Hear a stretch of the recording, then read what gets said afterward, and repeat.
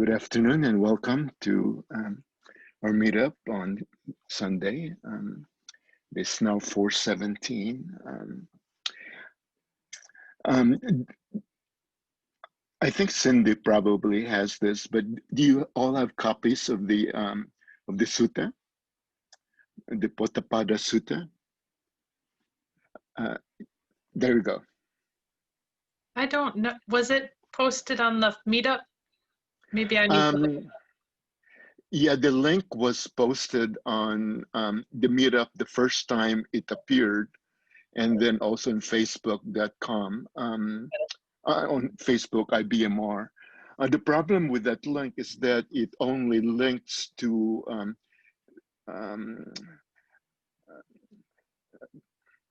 Tanisaru Bhikku's translation, but just like Maurice Welsh, he did not include that portion that's repeated. It's a mnemonic phrase section found in two other suttas, Sutta number 2 and Sutta number 1. So to read the whole sutta, you almost have to have this or download the all three suttas, but you won't.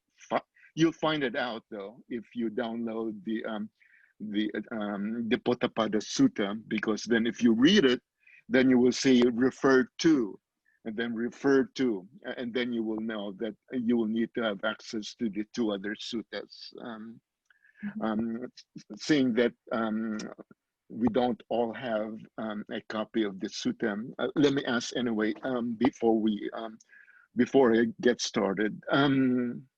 Any questions? Any comments?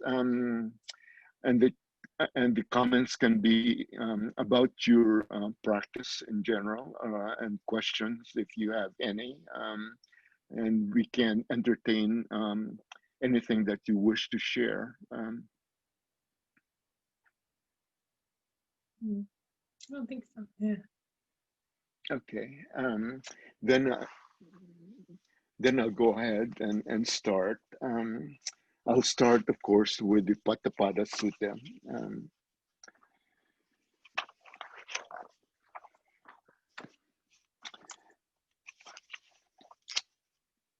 I want to repeat just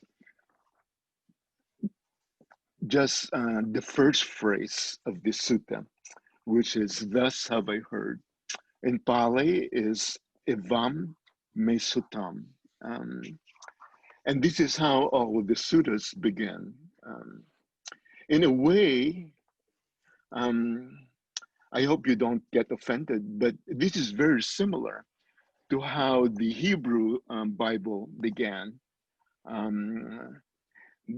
The first word of the Hebrew Bible, which is also the first word of the Christian Bible, is in Genesis, and the first word is in Hebrew, Bereshit, and Bereshit means beginning, but it can also mean in the beginning. And following the example of the translators of the Greek Hebrew of the Bible, Hebrew Bible into Greek, the Septuagint in Alexandria in Egypt at that time, many of the translations, the modern translations in English, translated the whole sentence as, "In the beginning, God created heaven and earth," and heaven and earth that comprises everything, right? Earth is what we experience, the physical world, and heaven is the spiritual world, the significance to us of those who are spiritually minded, those who have access to their spirit of the physical world. So it is heaven and earth. And that's how it's translated in most Bibles, especially Christian Bibles. In the beginning, God created heaven and earth. And then JPS, the Jewish Publication Society, about 12 years ago, 12 to 15 years ago, published their translation of Genesis. Genesis is the Greek word for Bereshit. Bereshit is the Hebrew, and the Bible was written originally in Hebrew. Bereshit, I said, was translated as "in the beginning." But the translators of JPS said, no, that's not correct. This is how it's really translated. The beginning created God. See how big a difference that makes? It wasn't that God created heaven and earth. It is that the beginning created God, who created heaven and earth. So it stepped back to before God appeared, when there was only the beginning, which is, for me, it's massively profound. I have a Um, question.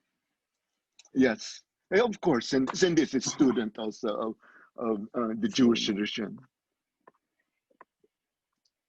Because I don't know enough about Hebrew right now to really understand if I'm even asking a question that makes any sense. But from my understanding, it's just the whole sentence structure and where the verb comes in the sentence, it's kind of almost backwards from English. And I'm not far enough along to even employ this myself. I've just read that it's part of how the sentence structure is set up. So looking at it that way, it would change the way I'm thinking right now. It would change a lot of meanings to a lot of things if it was a direct translation from the Hebrew, including the Hebrew grammar, to share the idea. You know, I mean, that's why I keep hearing you have to know Hebrew. You know, you have to know Hebrew to really read the Old Testament. Unless you So can find a translation that you respect, then we don't have to start from scratch every time.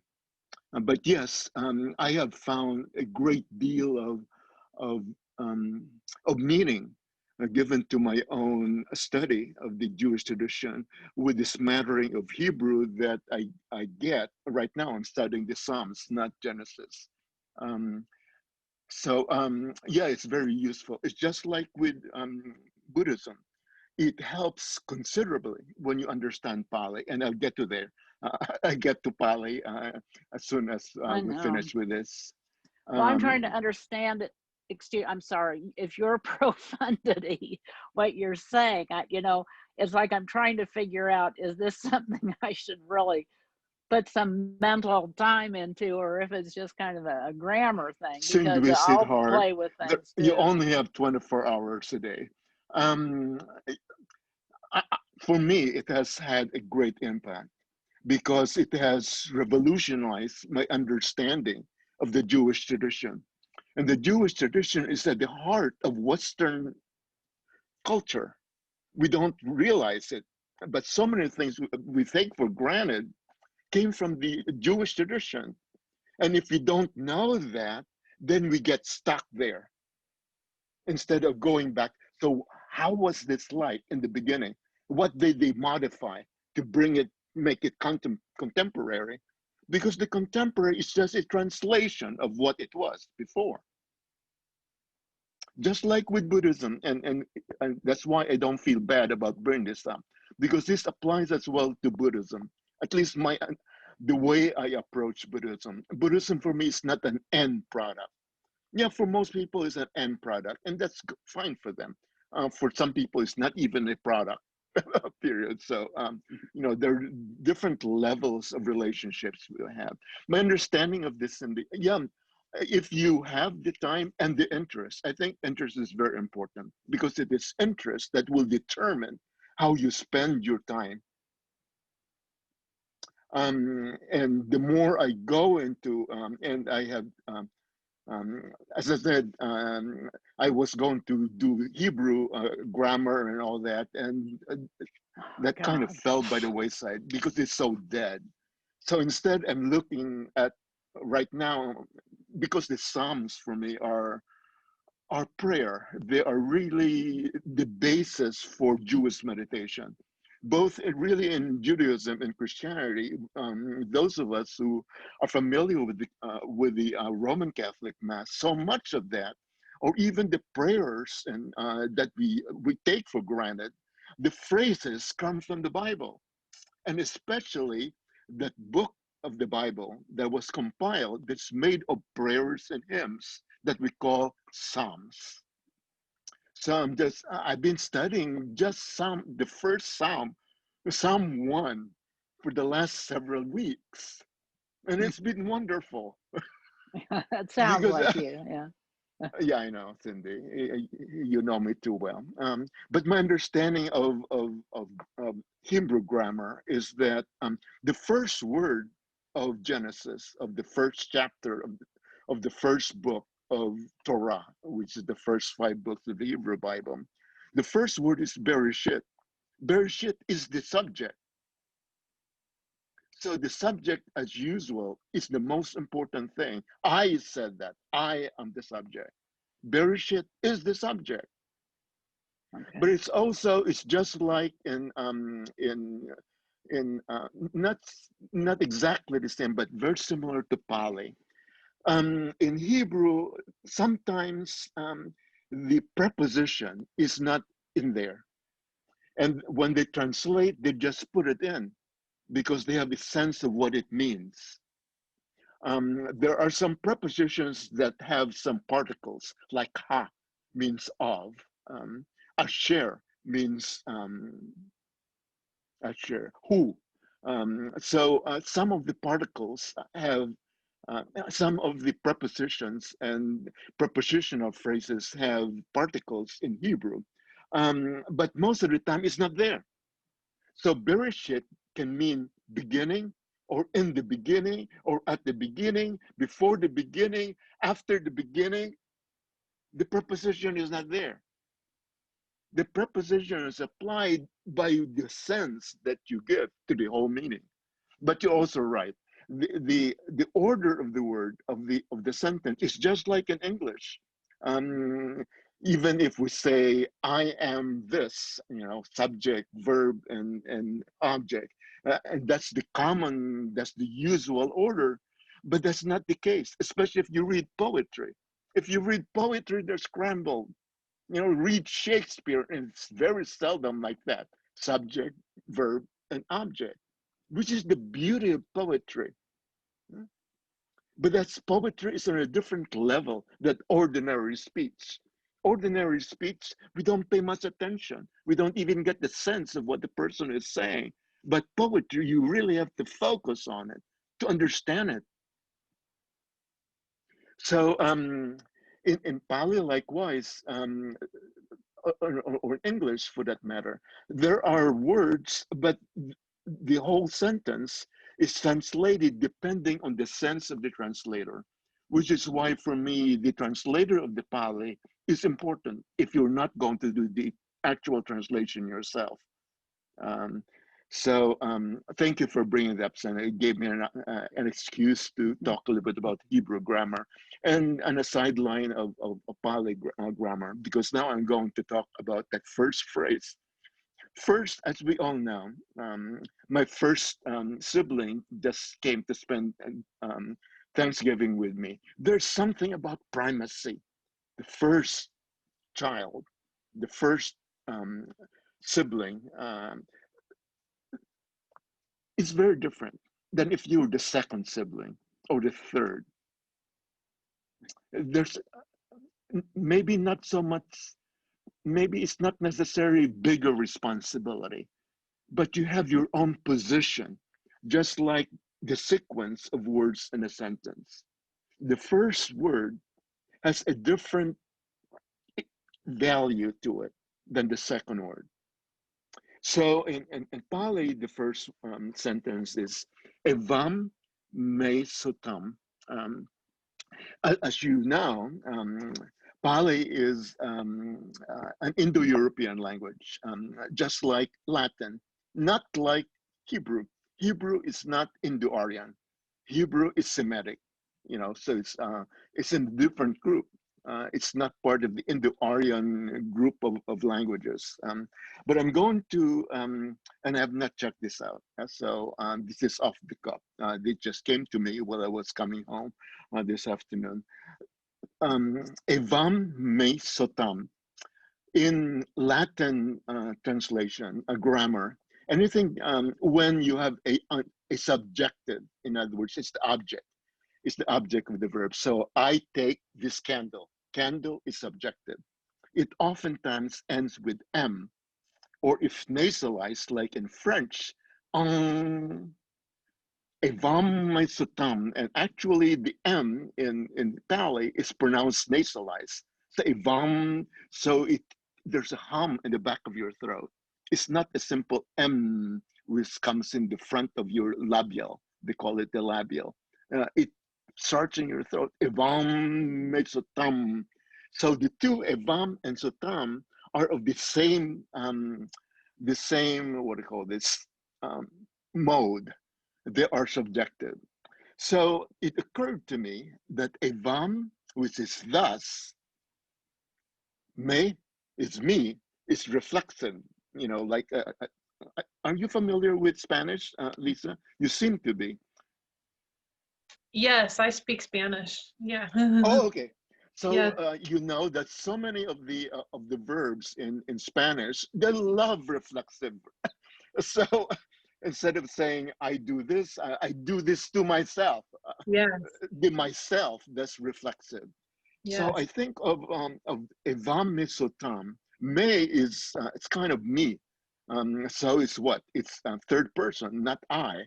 So so Evam Me Sutam is thus heard I.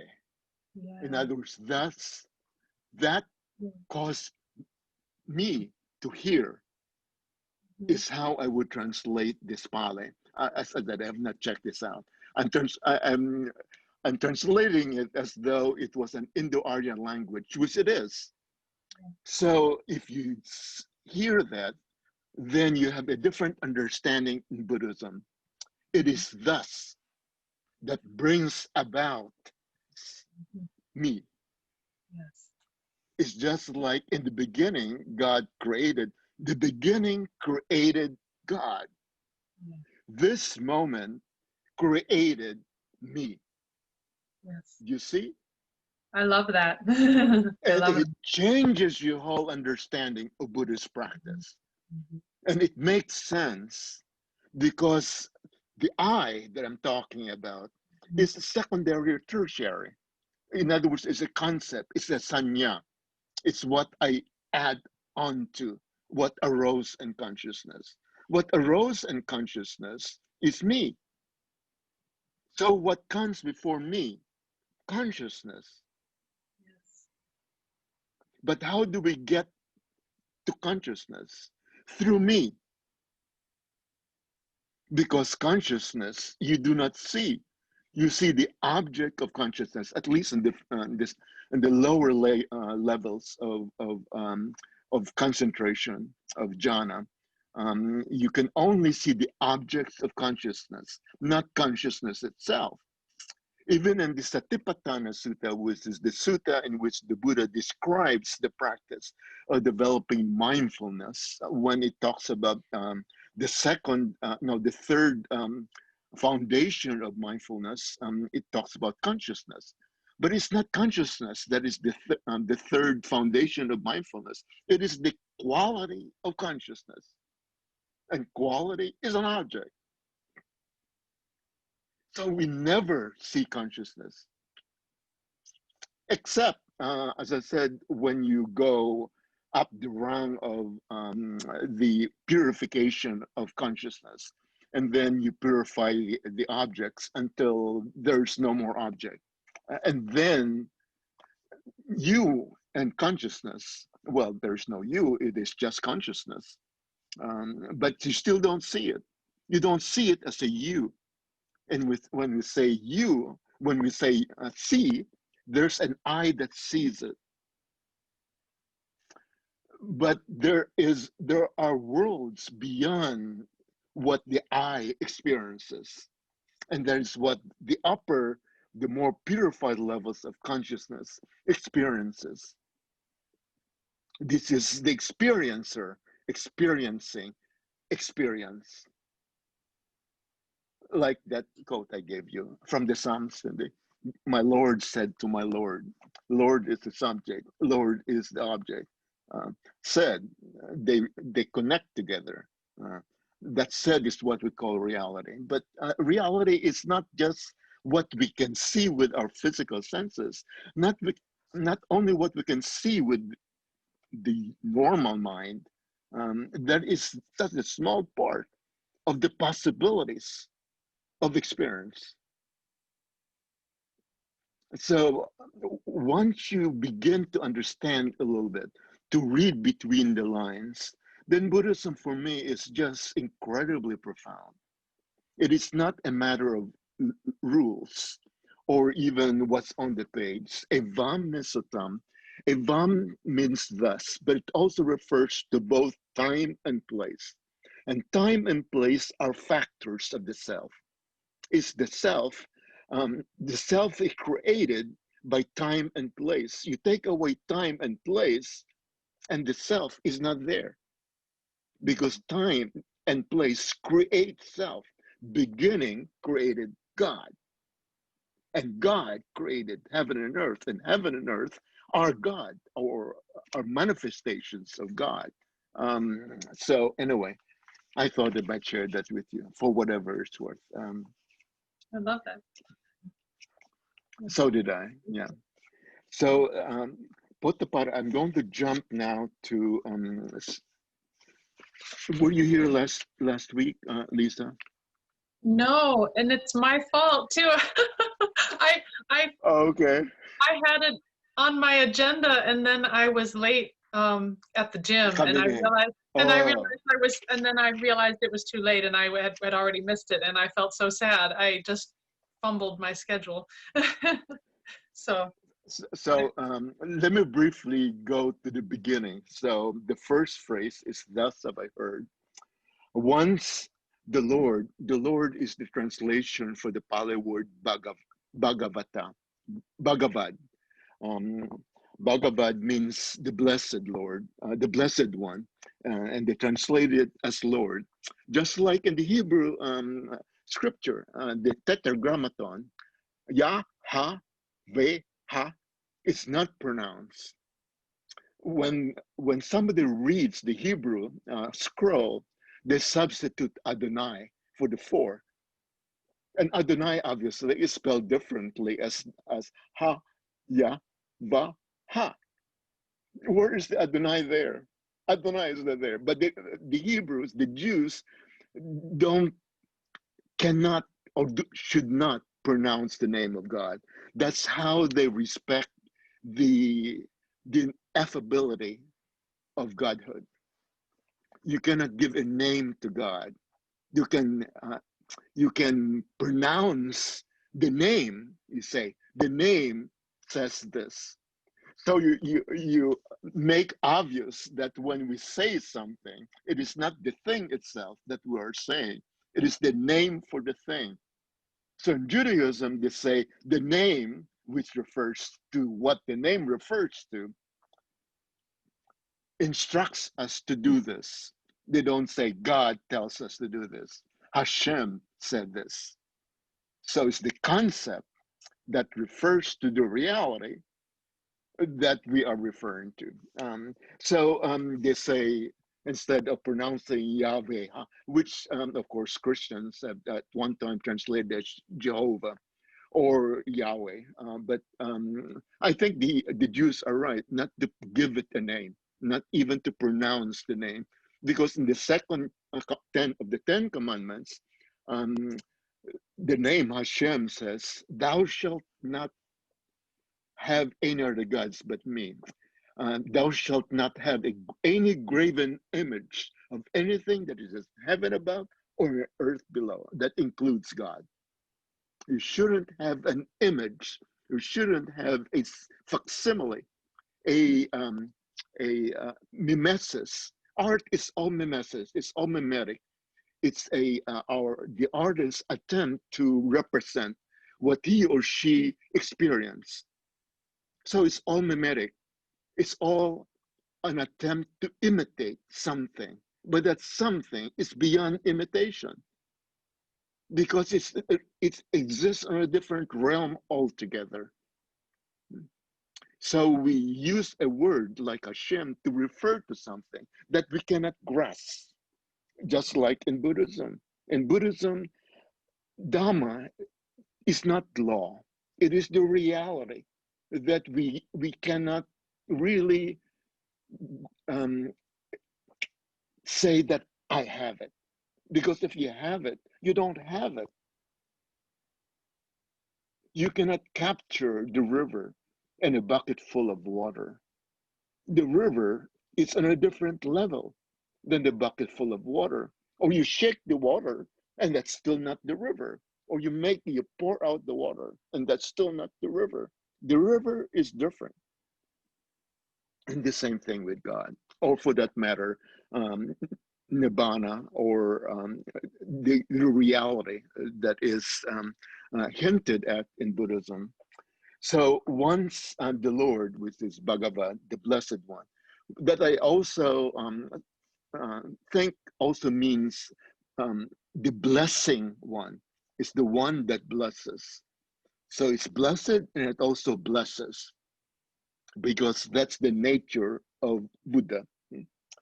Once the Buddha was staying at Savatthi. Buddha is like Christ. It's just Hashem. It's the name for something. It's not the thing itself. Was staying at Savatthi in Jera's Grove, Anatha Pindikas Park. So I was explaining last week that in India at that time, much of the culture was centered around spiritual seekers. So wealthy people would set aside tracts of land for the use of spiritual seekers, whom they respect, even venerate. Some of them are even related to as though they were God, because in the Hindu tradition, um, gods are like this. They are a kind of energy that when you come in contact with, what's the word? Ooh, Shakti, no, not Shaktipat. I'm forgetting the Sanskrit right now, but there you go. Anyway, when you're in the presence of God, you know that God is present because of the effect on yourself. Um, So it's the same thing with Buddha, the same thing with Christ, apparently.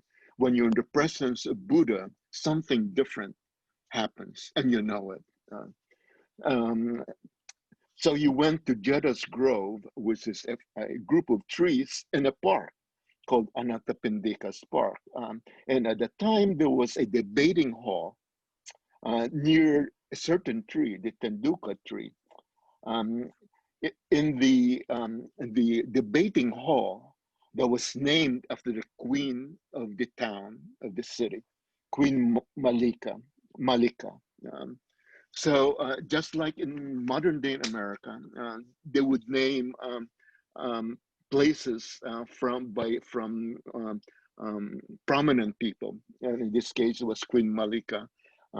But the park was there was a debating hall there. In other words, a little place, probably thatched, where spiritual seekers would gather together, just like they did in Attic, Greece, where people would gather to, as we do today on Zoom, they would discuss spiritual issues. Um, Now, the story switches back to the Buddha, who rose early that morning, and he took up his robe and his bowl, which are the only things he owned, and started walking towards the town, because usually the monks would stay outside of town because they tried to keep a distance between themselves and the commotion of the village, of the community life. And then it occurred to him that this is early. This is probably too early for alms, because he was going to go to town with his alms bowl, and he would walk around, and people would run after him and put food in his bowl because they considered that a form of not only generosity, but it was a gift for them to be able to honor somebody who has purified himself to this point.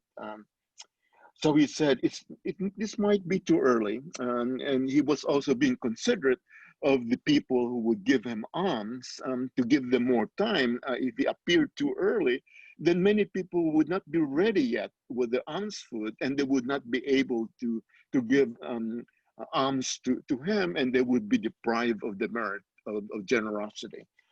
So he said, how, supposing I go to see what's going on with that uh, um, Samanera, wanderer, Potthapada. And so that's what he did. Instead of going to town, he went to the park to see what Potthapada, that he knew was there. And Potthapada was sitting with his crowd of wanderers, and others with other similar, because in India, when you become a spiritual seeker, you become a wanderer. Why are they wanderers? Because they no longer have a home. So they don't have to stay in one place like we do, because you have a home. Home is where you put down your belongings, and where you put down your head at night so you can sleep. That's what we call home. Homeless people in India didn't have a home, so they wandered. So, and then he found Potthapada sitting with a group of other Samaneras, all shouting and making a great commotion, indulging in various kinds of unedifying conversation, such as a conversation about presidents and politics and the ministers and the cabinet that's taking form. Armies, dangers from Iran, assassinations. That's what they were talking about. And I'm just translating this into modern political social situation. They were talking about food, what restaurant they went, and they would urge people, oh, this is the best restaurant, you should go there. This is what they had. They would show pictures of what they ate. It's the kind of bragging, right? And say, see, I have good taste. You should have as good a taste as I do. And this is what the sutta says, unedifying conversation.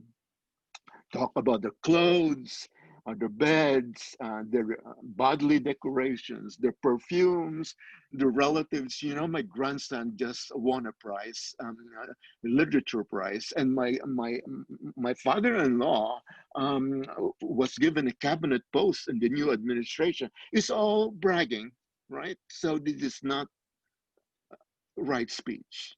Hmm? Heroes, street and well gossip, talk about the dead, chatting, in other words, for no kind reason, speculations about science and industry and commerce and the stock market, talk about being and non-being. Even that the Buddha considered unedifying. But when Potthapada saw the Buddha coming from a distance, he told his followers, hey, be quiet. Maybe if you're quiet, then the Buddha would come and join us. But he doesn't like the kind of talk you're talking. So it's only now that he put a stop to this unright speech that his followers were indulging in. And at that point, then they stopped. They became quiet. And so the Buddha came and said, and he was greeted by Potthapada, and then they went through the usual etiquette at that time, because, as I said, the spiritual seekers were really respected, almost venerated by the townspeople. So they prepared a seat for him, and the Buddha, out of kindness, says, "Well, what were you talking about?" And Potthapada says, "Oh, don't mind us. That was not really helpful." But he said, one of the things we're talking about was perceptions, sanya. And he said, some said that once perceptions arise and cease without cause or conditions. In other words, they just arise without cause or condition. And all kinds of other opinions um, about consciousness, about perception. Perception is what gives objects to consciousness. Without perception, there is no object to consciousness, if you remember. No? So, and finally, the Buddha responds. He says, in this matter, Potthapada, those ascetics, in other words, those spiritual seekers, and the Brahmins. So there were two groups of so-called holy men in India at that time. There were the established priests, the priestly caste, the Brahmins, and those who are revolutionary. They don't wear robes with gold and jewels, like the man who sits in Vatican City, or who sits in. They are Brahmins are like that. They are the established priests. So they have wealth that are passed down from father to son. And then there are the ascetic, the seminaries. Nowadays we call them bhikkhus who don't own anything, not even their own home, but they do own begging bowl and what else? And his robe, what they wear. But those are not even his or hers. They were given to him by the community. So I like to tell the story of the monk that I met at Berry, and he wanted to leave the order, but he couldn't leave the order because he had to find a way to return what was given to him by the community, his robes and his bowl. And until he can do that, he has a responsibility to the community because that's what a gift does. It represents that you're taking on the responsibility of what those gifts are. So anyway, the Buddha says, those ascetics and the Brahmins who say that once perception, the perception of someone, arise and cease without cause or condition, according to Buddha, are totally wrong. Why is that? Because the perception of someone arise and cease because of a cause and a condition and conditions, plural conditions. Thanissaro Bhikkhu's translation, uses just singular condition. And my own understanding is really conditions. There's a cause, and then there are conditions. And the combination of the cause and the conditions brings about now the thusness. The thusness is the perception of the object. So the object arises and the self again arises because one of the basic teachings of Buddhism is that there's no permanent self.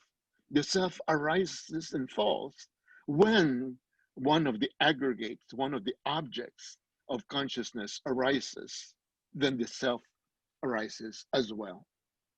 That's why the goal the goal in Theravada meditation is to look at the object and to see what that object really is. So anyway, the Buddha says, once perceptions arise and cease owing to a cause and conditions, some perceptions arise through training and some pass away through training. Training is bhavana, which is what we do, what we call practice. In the sutta, it's called training. And then it's 4:56, my goodness. Oh, Yeah. I have under 5:15, okay. So if we get to that point, then it will talk about the training. And the training, according to this sutta, is not just the seventh and the eighth factor of the Eightfold Path. It encompasses the Eightfold Path itself.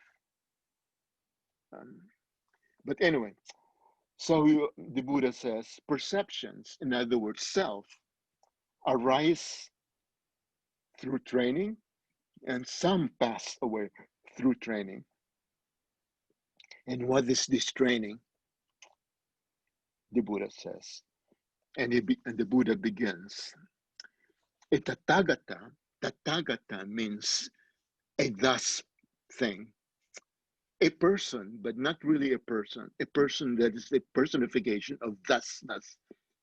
Evam Me Sutam, thus, this now moment. This person that is just thus now. And in the case of Buddhism, there is the Buddha.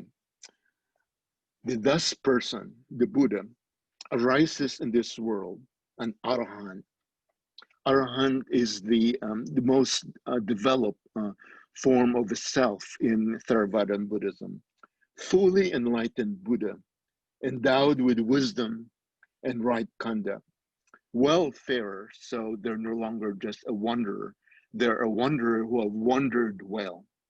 Knower of the worlds, incomparable trainer of men and women, in other words, human beings that need to be tamed. So kind of similar to, again, the Christian tradition where Jesus was called shepherd. He guides his sheep. Everybody else is a sheep. Teacher of gods and humans, enlightened and blessed. He, Buddha, having realized it by his own super knowledge, proclaims this world. In other words, just like in Genesis, God said, "Let there be light," and there was light. Let there be a firmament that separates the waters above and the waters below. And there it was so. So this is what the Buddha is saying here in the sutta as well. The sutta, the Buddha, having realized by his own super knowledge, proclaims this world with his devas, with maras, brahmas, with princes, with all the people, with all the beings, in other words. He preaches the Dhamma, which is the instruction equivalent to the Torah in the Hebrew Bible. Lovely in the beginning, lovely in the middle, lovely in the ending.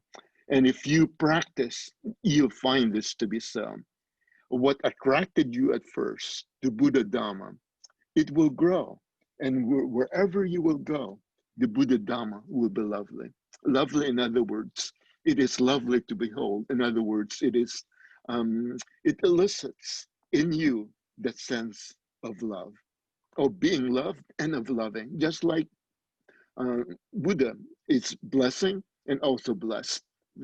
So we get caught sometimes in the grammar of ordinary speech, that somebody blesses and somebody else gets blessed.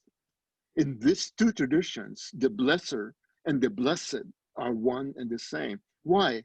Because there's really nobody there. Anyway, in the spirit and in the letter, the words and the meaning, the spirit and the letter of the teaching, and displays the full, perfected, and purified holy life. Holy life is the life that is taken on by somebody who takes on the practice. A disciple goes forth and practices the moralities. And then now we have to go to Sutta number 2, because he begins with the moralities. The moralities are the second group of the Eightfold Path, remember? So there's right speech, right action, right livelihood. And in my understanding, it really includes right thought. But that's not what the traditional suttas say. So we go to Sutta 2, verse. So verse what? Verse 4 to 1. Okay. So there's the Tathagata arises in the world. And the nature of the Tathagata is teacher. He's teacher, just like Moses. And the nature of the teacher is to teach the Dhamma. So the sutta continues.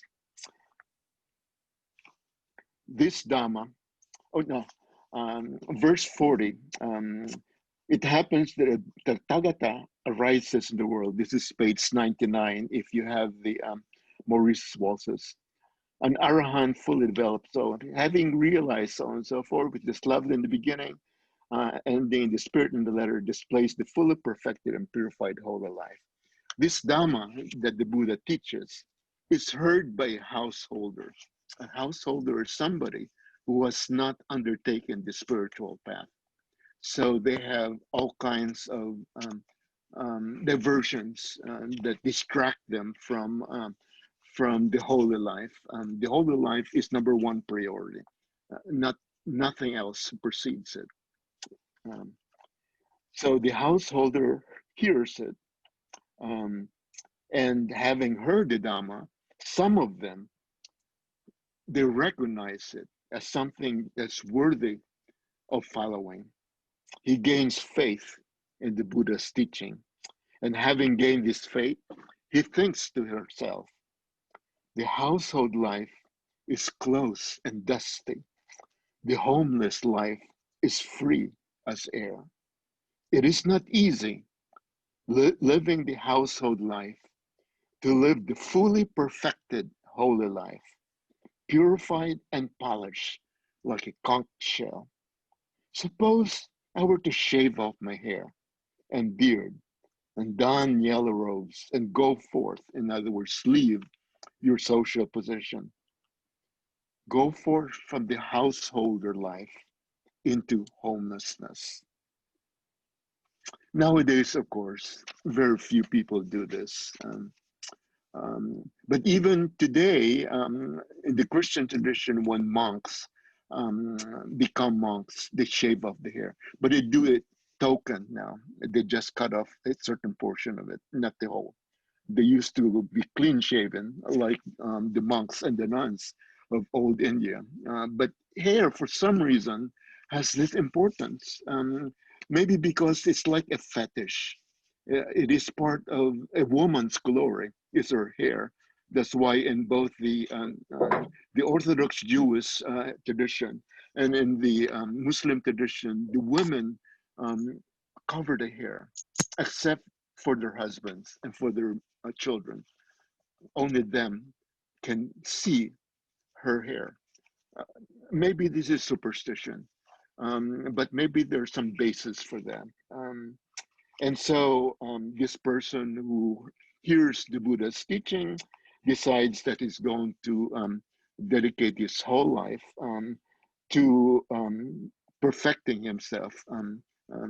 Visuddhi is purification. It begins with purification of the body, then purification of conduct, and then purification of consciousness. And that's where we're going to stop.